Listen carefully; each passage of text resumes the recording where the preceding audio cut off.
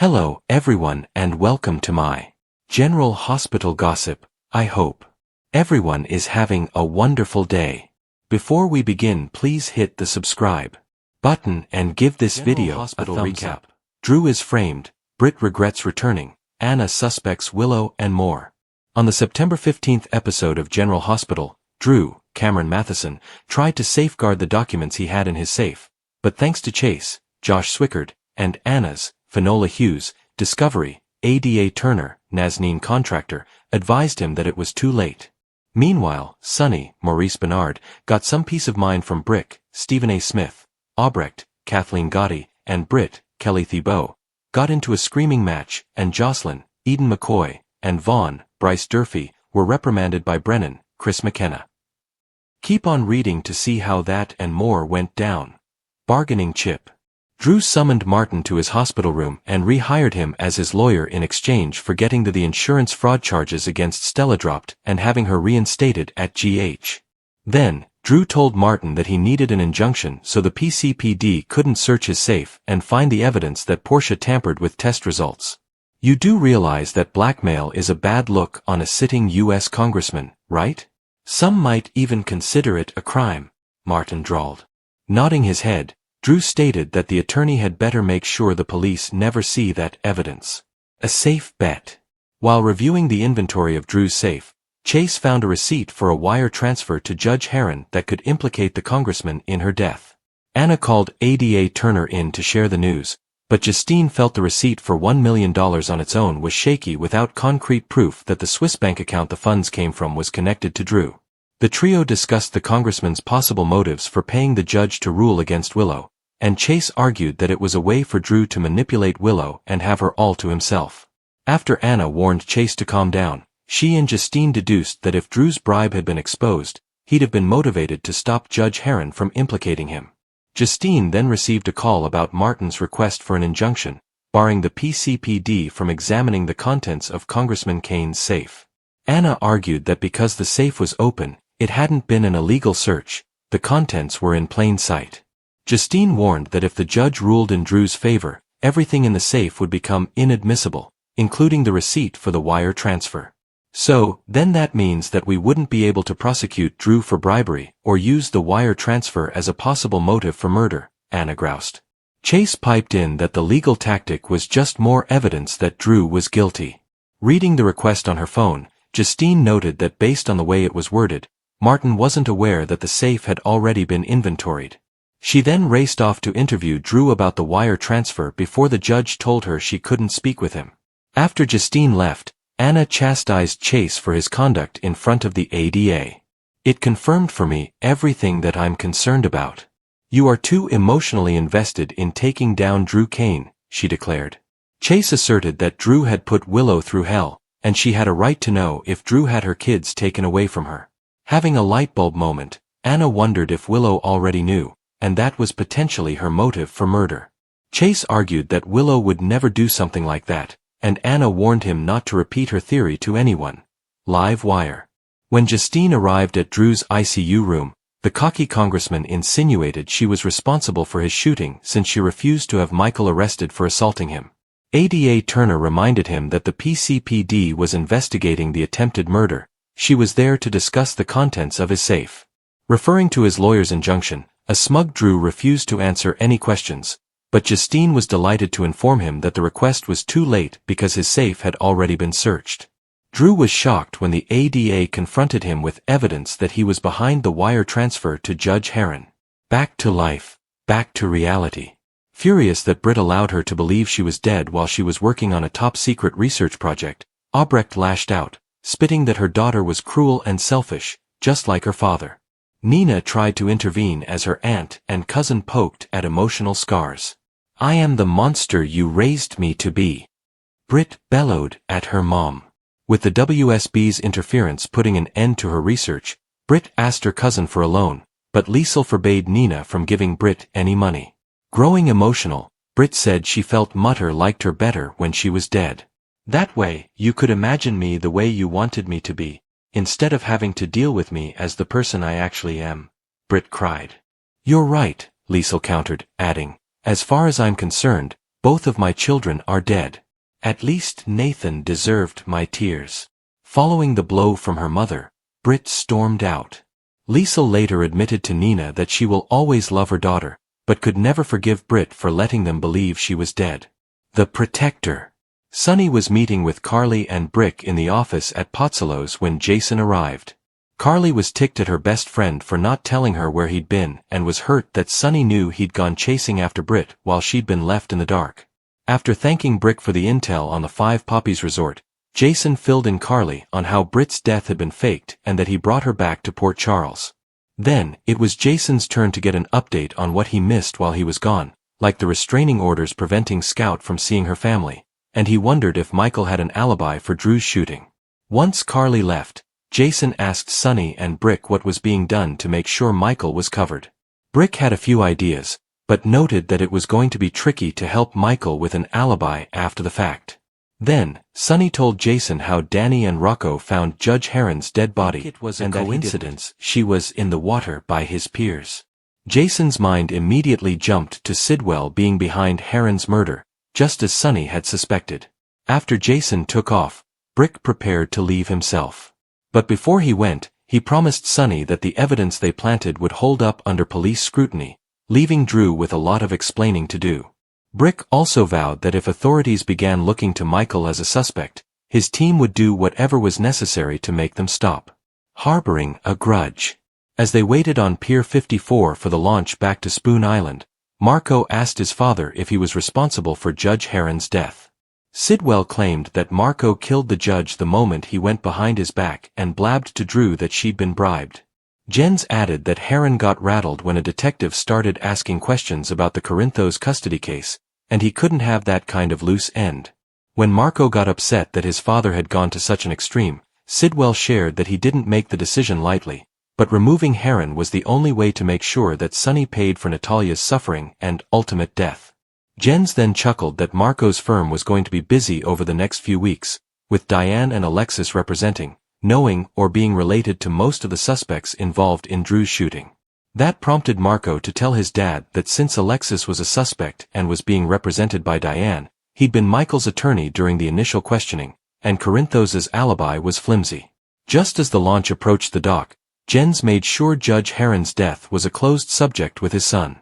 Placing a firm hand on Marco's shoulder, Sidwell warned his son, "Never betray me again." Later, Britt ended up at the empty pier after leaving Nina's house. Still upset about the fight with her mom, she flashed back to a heartwarming moment they had shared before her birthday party the night that she died. Pulling her phone out of her purse, Britt grumbled that only her mother could make her miss Pascal. But before she could place the call, Jason arrived. When he asked if she was okay, Britt sighed that she was far from it. "It was a mistake coming back here," she moaned. "It was a mistake coming back at all. One more night." Across the world in Australia, Brennan was displeased that Jocelyn and Vaughn had failed to get information from Britt or Pascal. He was also annoyed that the agents were romantically involved, insisting that their personal relationship clouded their judgment and led to Jason Morgan, a civilian, needing to rescue them. Vaughn shot back that if it weren't for Colette, a double agent, working under Jack's nose, they wouldn't have been held captive to begin with. Rather than assigning them to opposite hemispheres, Brennan decided to keep both agents close to home. With Colette at The Hague being charged with treason, Jack promoted Vaughn to be his second in command, but he wanted Jocelyn in place at PCU. Next, Vaughn and Joss wondered how they would explain away to people in Port Charles that they dated, especially her mother, and Jack said it's likely that Jason had already told Carly that Joss was an agent. Disagreeing, Joss noted that she asked Jason not to say anything, and she believed he wouldn't spill her secret. If Jason did tell Carly, Brennan suggested, he'd have to inform her about the State Secrets Act and that she couldn't let anyone know that Joss worked for the WSB. "Well, I highly doubt the State Secrets Act will be my mom's first concern if she finds out I'm an agent, but I will throw myself over that bridge when the time comes," Joss quipped. Brennan then informed Joss and Vaughn that, now that the Five Poppies lab is gone, the WSB will refocus their investigation on Dalton and his dangerous cold fusion technology. He felt it was no coincidence that Britt is back in Port Charles, where Dalton is conducting his research, and told them they needed to figure out what the connection is between them. Joss wasn't so sure there was a significant connection, but Brennan insisted that Britt was going to have to be debriefed and hopefully cooperate with them on what was going on at the Five Poppies. Before leaving, Brennan made sure Joss and Vaughn knew that their personal relationship was over, but gave them 24 more hours to spend together in the bungalow. Do you think that Joss and Vaughn will continue to date in secret? Was Albrecht too hard on Britt? Were you surprised that Brick planted evidence against Drew? Let us know your thoughts about this episode of GH in the comments below, and share your theories of what might happen for a whirlwind episode today as General Hospital delivered bombshell after bombshell. From Drew Kane facing a shocking frame-up, to Britt Westbourne's instant regret over returning to Port Charles, Anna Devane's sharp instincts zeroing in on Willow, and more jaw-dropping twists, the drama hit maximum speed. Let's break down all the chaos in a full recap that proves why GH continues to be daytime's most addictive soap. Drew Kane, framed and furious. Drew's world turned upside down when he suddenly found himself the target of a carefully orchestrated frame job. One moment he was working to clear the Courtemain family name after Monica's tragic passing, and the next he was blindsided by accusations that could destroy his future. According to authorities, evidence tied Drew to a financial scandal involving ELQ, but the twist? Drew insists he's innocent, and viewers know he's telling the truth. The real mastermind clearly planted documents and digital trails to make him look guilty. Drew's frustration boiled over as he realized this wasn't just about him. Monica's death left the Courtemain clan vulnerable, and whoever framed him timed it perfectly to hit when the family is fractured by grief. His fear now.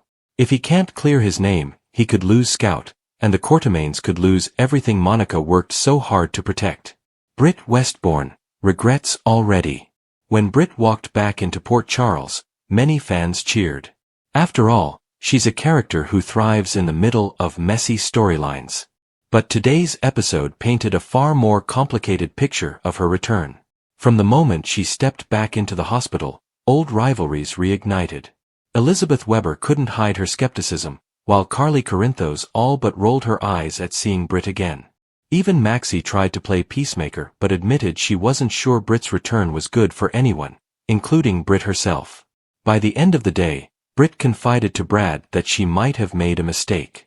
The city is full of ghosts for her, past romances, bitter enemies, and decisions she still regrets. Fans could feel her vulnerability seeping through, hinting that this may be less of a triumphant comeback and more of a tragic spiral. Could her regret push her into a dangerous alliance to feel less alone? Anna Devane suspects Willow. Anna Devane's instincts have rarely steered her wrong, and today she was sharper than ever. While the rest of Port Charles is grieving Monica and dealing with their own issues, Anna's eagle eyes landed on Willow Tate. On the surface, Willow appeared every bit the grieving daughter-in-law, comforting Michael and standing by the Courtemains.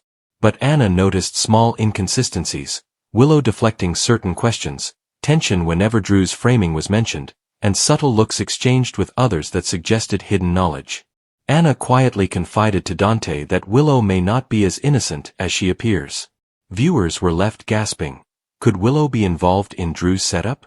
Or is she keeping another explosive secret tied to her medical history or her past with Nina? Either way, Anna's suspicion could unravel Willow's carefully crafted image as Port Charles's golden girl. Sonny Corinthos, losing his grip. Meanwhile, Sonny Corinthos was once again caught between family loyalty and mob business. With Drew in trouble and Michael lashing out, Sonny's attempts to be the protector came off as hollow. Worse, he faced renewed criticism from Christina, who reminded him that his choices always dragged the family into chaos. For Sonny, this episode highlighted his crumbling control. Once the feared Don who ruled Port Charles with an iron fist, he's now seen by many as a man too compromised by personal ties to maintain authority. The more he tries to fix things, the more everything slips away. Ava Jerome, playing both sides. It wouldn't be a proper GH day without Ava Jerome scheming in the shadows. Today she slithered her way into multiple conversations, offering Drew half-hearted sympathy, flirting with the idea of rekindling a business alliance with Valentine, and teasing information to Carly just to watch her squirm. But what really set tongues wagging was Ava's meeting with a mystery contact. Fans only saw her side of the conversation, but the hints were clear. She's aligning herself with someone who benefits from Drew's downfall. Could Ava actually be connected to the person framing him? Or is she simply trying to manipulate the chaos to her advantage? Either way, the danger level is rising fast. Michael Corinthos, torn had one of the most emotional arcs today. Struggling with grief over Monica while standing by Willow, he also felt the sting of betrayal as Drew's scandal rocked the Quartermaines. His anger bubbled over in confrontations with both Sonny and Carly. For Michael, the real torment came in realizing how much he stands to lose. Drew is more than family. He's a father figure to Scout and someone Michael trusts. Seeing him framed left Michael desperate for justice, yet powerless to stop the machine working against them. His heartbreak and rage may push him into dangerous choices in the coming episodes. Carly Spencer, protective and defiant. Carly, as always, came out swinging. She defended Drew at every turn, refusing to believe he could be guilty of anything. But her protectiveness didn't stop there. When Ava tried to needle her about Monica's death and Drew's scandal, Carly snapped back with some of the most biting dialogue of the day. Her refusal to let Drew take the fall highlighted how much their bond has deepened. Fans couldn't help but notice the sparks between them as Carly pledged she'd do whatever it takes to prove his innocence. Is GH hinting at a deeper romance resurgence for Drew and Carly, or is this simply a loyal friendship under fire?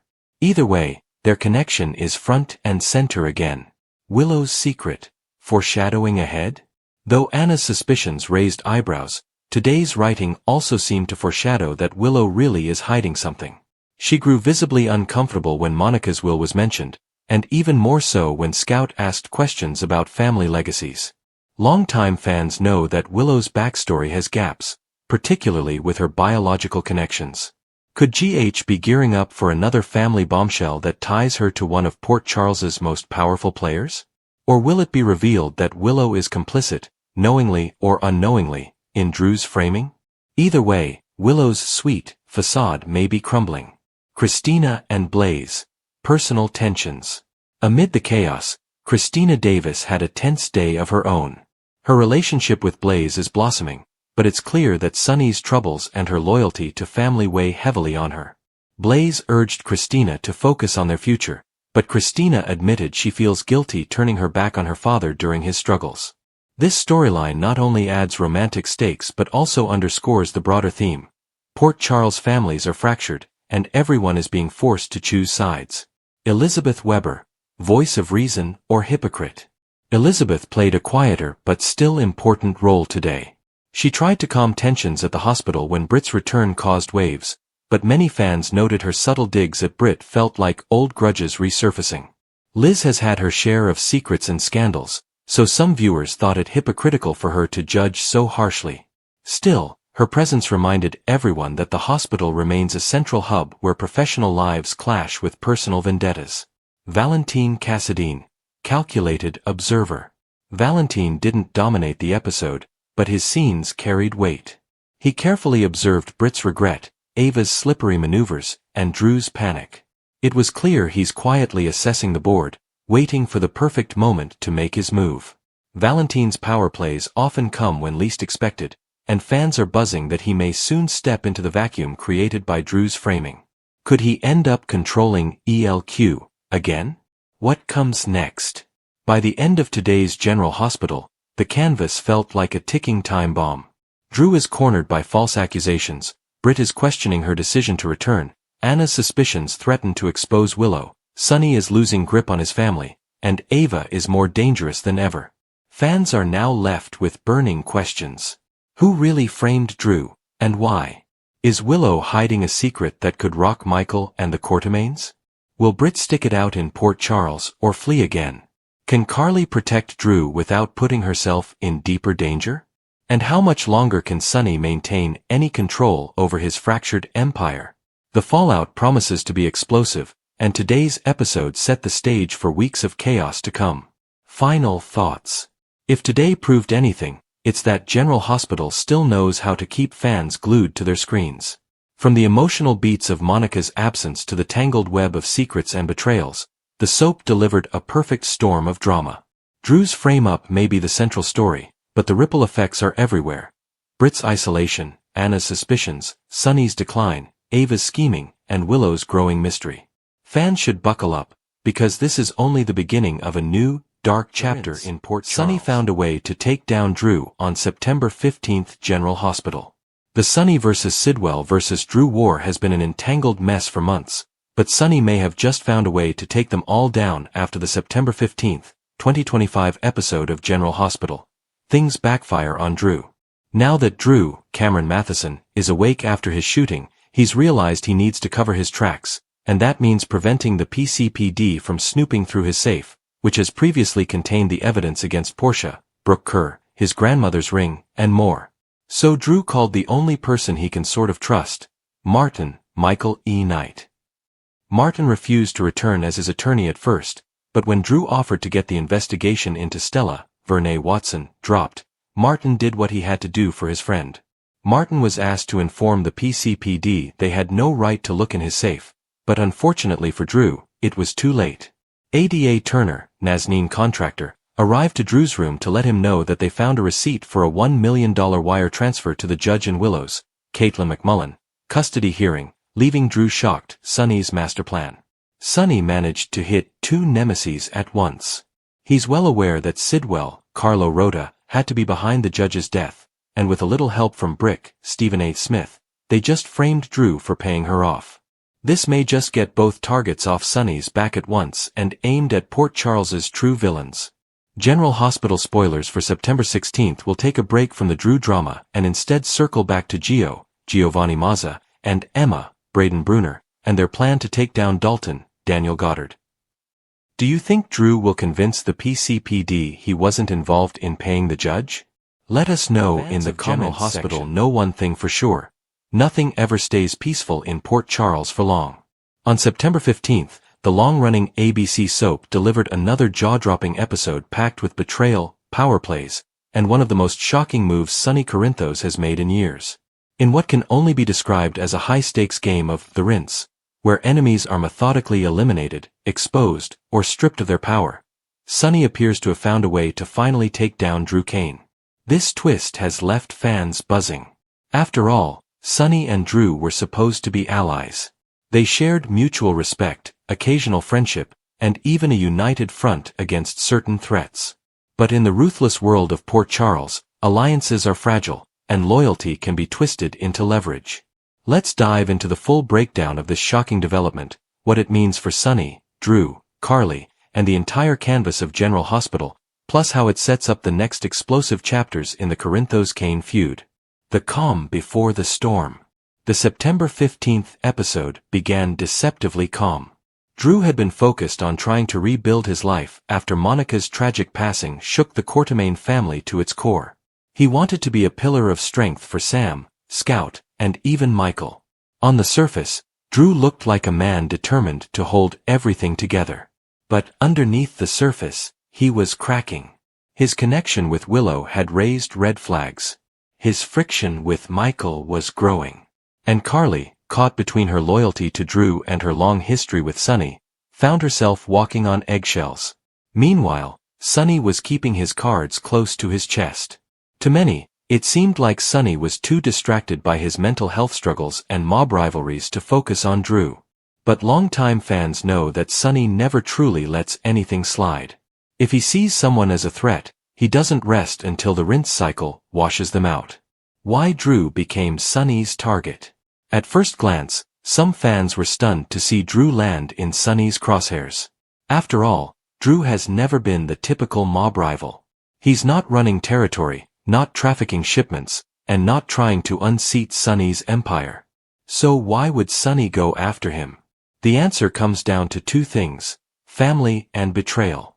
Carly's divided loyalty. Carly may have declared her future with Drew, but Sunny can't ignore that she still protects and defends him. To Sunny, Drew represents a wedge in Carly's loyalty, something Sunny isn't willing to tolerate, especially with his mental state hanging by a thread. Michael's wavering support.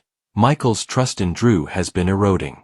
With Drew and Willow's secret growing closer to exposure, Michael is beginning to see Drew less as a stepfather figure and more as a liability. Sunny, ever the opportunist, saw that opening. The Quartermaine ties, The Courtemains have power, money, and influence. Drew, as Monica's son and a rightful heir to ELQ's empire, has more resources than Sonny is comfortable with. For a man like Sonny, who thrives on control, Drew's presence is too much of a wild card. Thus, Drew became the perfect target for Sonny's version of the rinse. Sonny's masterstroke. On September 15th, Sonny revealed the first step in his plan to take Drew down. Rather than going for a messy mob war or an overt attack, Sonny chose something more subtle and far more devastating. He exposed Drew's weakest link, his heart. While Drew has worked tirelessly to project himself as dependable and honorable, Sonny knows better than anyone that Drew has a tendency to cross emotional lines. His closeness with Willow, his tension with Carly, and his inability to manage Michael's disappointment have all made him vulnerable. Sonny's move? Planting evidence and whispers in the right places to make Drew look like a man who can't be trusted. The rinse began with a smear campaign. Carly's confusion. Sonny pushed Carly into questioning whether Drew had been completely honest about his recent choices. From financial moves tied to ELQ to personal ones tied to Willow, Sonny dropped subtle hints to make Carly doubt her partner. Michael's distrust. Sonny took advantage of Michael's fragile emotions after Monica's death. By framing Drew as reckless and opportunistic, Sonny successfully widened the crack between Michael and Drew. The mob angle. Though Drew isn't mob-connected, Sonny planted rumors that Drew had been meeting with key players outside Port Charles, a subtle but effective way to cast suspicion. In essence, Sonny isn't shooting bullets. He's pulling threads, knowing that once Drew's support system starts to unravel, his whole world will collapse. Drew's side of the story. For Drew, this is nothing short of devastating. He's still grieving Monica, trying to be a good father, and managing his complicated relationship with Carly. The last thing he expected was to find Sonny, someone he once trusted, gunning for him. In classic soap fashion, Drew doesn't yet realize that Sonny is behind the unraveling. He's still pointing fingers elsewhere, thinking maybe Ned, Valentine, or even Tracy could be sabotaging. Is that Drew is fighting the wrong enemies. While he's distracted, Sonny is tightening the noose. Carly in the middle. No General Hospital storyline is complete without Carly being smack in the center, and this one is no exception. For Carly, Sonny's vendetta against Drew is personal. She's furious at Sonny for manipulating the narrative, but she also can't deny the doubts Sonny has planted in her head. Is Drew really as honest as he claims?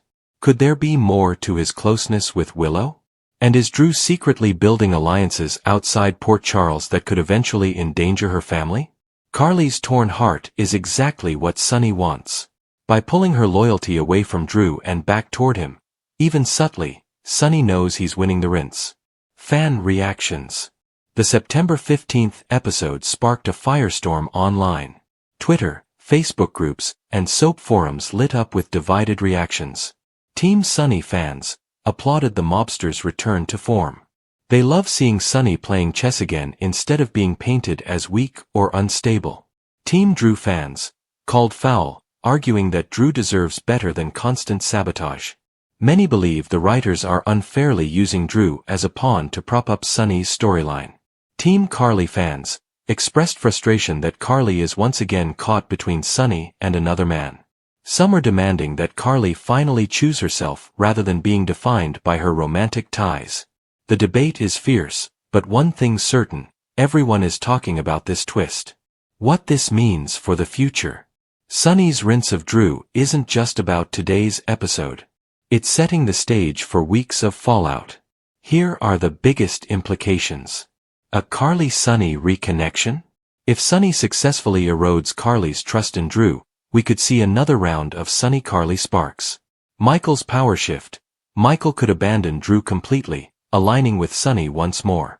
This could be huge for ELQ, Aurora, and family dynamics. Drew's downward spiral. As Sonny's rinse tightens, Drew could spiral into isolation. If he leans on Willow, that secret could explode and destroy multiple relationships. New rivalries. With Sonny reclaiming his throne, Drew may be forced to ally with unlikely players, perhaps even Jason, Ned, or Valentine, to fight back. Mob war potential. Though Sonny's playing it subtle now, if Drew pushes back, things could escalate into an all-out Corinthos versus Kane war. Why the rinse fits Sunny's legacy. For long-time viewers, Sunny's current move is a return to vintage Corinthos style. The mob boss has always believed in cleaning house, not just through violence but through psychological warfare. He manipulates allies, exploits weaknesses, and ensures that anyone who dares threaten his control gets rinsed out of Port Charles. This storyline reminds fans why Sunny is both feared and respected. Even when struggling with his mental health, he never loses his edge. Final thoughts. The September 15th episode of General Hospital proved once again why this soap continues to dominate daytime drama. The shocking reveal that Sunny found a way to take down Drew through the rinse cycle wasn't just a plot twist, it was a masterstroke in character-driven storytelling. By turning Drew's greatest strengths into weaknesses, Sunny is proving that he still holds the crown in Port Charles. But in true soap fashion, nothing will stay hidden forever. When Drew discovers the truth, fans can expect explosive confrontations, broken hearts, and maybe even a deadly war. Until then, one question looms. Can Drew survive Sunny's rinse, or will he be the latest casualty of Port Charles's most dangerous man?